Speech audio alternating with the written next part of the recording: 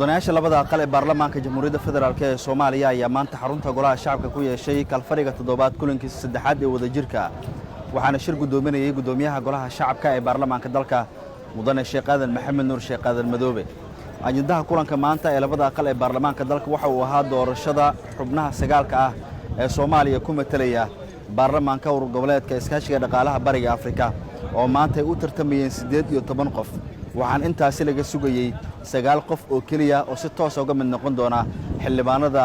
bulshada bariga Afrika isla markaana Soomaaliya ururkaasi ku meteli doona doorashada oo qaab sanduuq ah lagu codeynayay oo soo bilaabatay barqadii maanta soo gaartay goobtii galabnimo ama shantii galabnimo ee maanta waxay xildhibaanada labada aqal ee baarlamaanka jamhuuriyadda federaalk ee Soomaaliya ugu dambeyn ay doorteen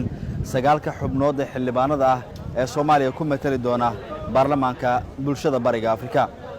gudoomiyaha golaha shacabka ee baarlamaanka jamhuuriyadda federaalk ee Soomaaliya mudane Sheekh Aadan Maxamed Nuur Sheekh Aadan Madoobe ayaa doorashada markii ay soo gabagabowday kadib waxa uu ku dhawaaqay natiijada codeynta iyo 9 xubnood ee ku soo baxday doorashadii maanta ee dhowrka saacadood qaadatay guud ahaan koorabkeenu wuxuu ahaa 222 labada aqal markii la isku daro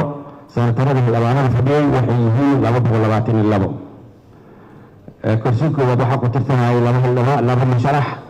Abuukar Cabdi Usmaan iyo Mr. Ali Abdinuur Usmaan asigana Ali Abdinuur Usmaan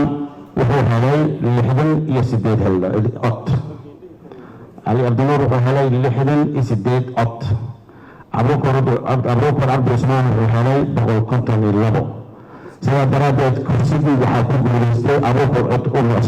Cabdi Usmaan kursiga labaad Hussein Xasan Cabdi iyo waxaa ku tartamayay Ahmed Maxamed Cabdi kooranku ahsan isla sariye Mr. Ahmed wuxuu helay 23 cod Mr. Hussein wuxuu helay 193 cod sidaa daraadeed waxaa ku guuleystay Hussein Xasan Cabdi musharax Xabsa Ali Maxamed waxay heshay 34 cod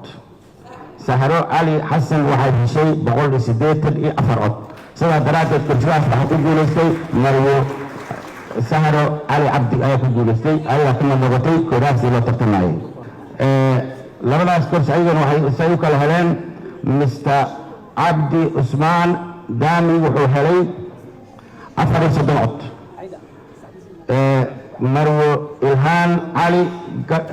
Gasar waxay heshay 181 kursigaas waxaa ku guuleystay Marwo Ilhaan Faadamo Shiimay waxay heshay 39 cod Faadamo Cabdullaahi Maxamuud waxay heshay 178 cod sidaa daraadeed waxaa ku guuleystay Faadamo Cabdullaahi Maxamuud Cabdisamed wuxuu helay 41 cod Cabdisalaam Handeel wuxuu helay 171 sidaa daraadeed waxaa ku guuleystay Dr. Cabdisalaam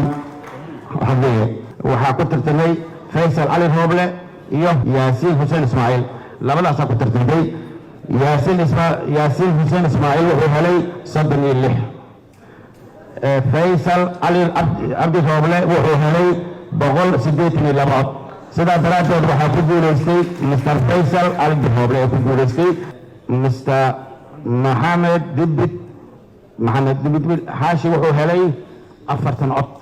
Mr. Cabdiraxmaan Bashiir Shariif wuxuu helay 172 cod sidaa daraadeed kursigaas waxaa ku guuleystay Mr. Cabdiraxmaan Bashiir Shariif kalkii u dambeeyey weeye waxaa ku tartamay Xasan Cabdirazaaq Maxamed iyo Fahmo Axmed Nuur labana ku tartantay Xasan Cabdirazaaq Maxamed wuxuu helay 45 cod Marwo Fahmo Axmed Nuur waxay heshay 171 sidaa daraadeed waxaa ku guuleystay Marwo Fahmo Axmed Nuur waxay ka noqotay xildhibaanada bulshada bariga Afrika qaar ka mid ah xubnihii maanta ku guuleystay doorashada tartanka xildhibaanada Soomaaliya ku metelaya baarlamaanka bulshada bariga Afrika iyo xildhibaanada labada aqal ee baarlamaanka jamhuuriyadda federaalk ee Soomaaliya waxay uga mahadceliyeen sida kalsoonida leh codka ay u siiyeen waxaana bulshada Soomaaliyeed ay u ballan qaadeen in si rasmi ah u meteli doonaan muddada ay ka tirsan yihiin baarlamaanka bulshada bariga Afrika isla markaana halkaas ay ku muujin doonaan matalaad dhab ah oo ku aadan ka shaqaynta danaha qaranka Soomaaliyeed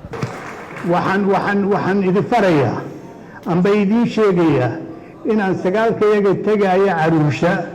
aan ku dadaalno sidii aan Soomaaliya magac fiican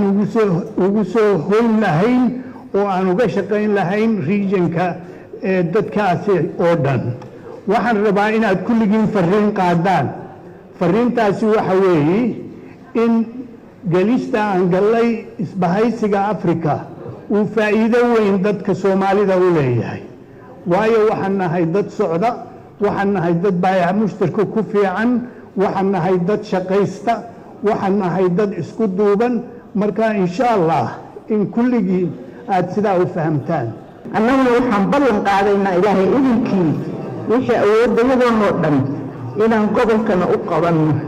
oo aan idinlana socodsiino, baarlamaankayagana aan xiriir wanaagsan oo toosa la yeelano ilaahay idinkii. waa mahadsantihiin. 9 xubnood ee maanta la doortay oo isugu jira diblomaasiyiin sare, aqoon-yahano